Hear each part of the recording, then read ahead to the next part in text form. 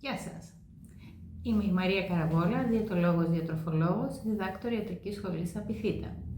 Πάμε να δούμε μία συχνή σας ερώτηση ή μάλλον ένα συχνό προβληματισμό σας. Κάνω εντατικά γυμναστική και διατροφή, η ζυγαριά μου όμως δεν πέφτει. Έχω απογοητευτεί και θα τα παρατήσω. Η απάντηση είναι όχι. Συνεχίζουμε λοιπόν την προσπάθειά μας. Αυτό που μας χρειάζεται είναι μία ανάλυση σύστασης σώματος.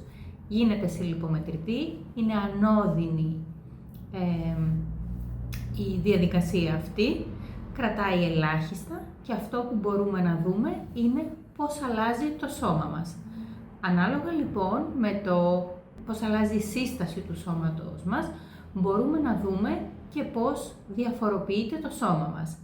Μειώνεται το βάρος μας και αυτό φαίνεται στη ζυγαριά, χάνουμε λίπος, φεύγει η κατακράτηση, έχουμε ενδυνάμωση και αύξηση της μυϊκής μάζας. Τι από όλα αυτά συμβαίνει?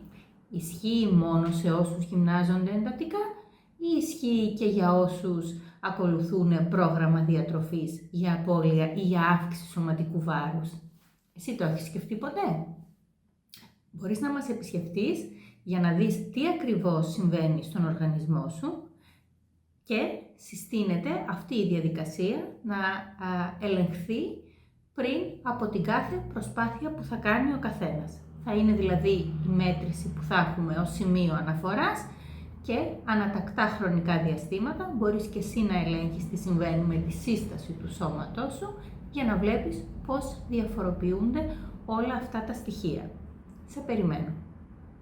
Αν σου άρεσε αυτό το βίντεο, μπορείς να το αποθηκεύσεις και να το μοιραστείς με την υπόλοιπη παρέα σου. Γεια σας!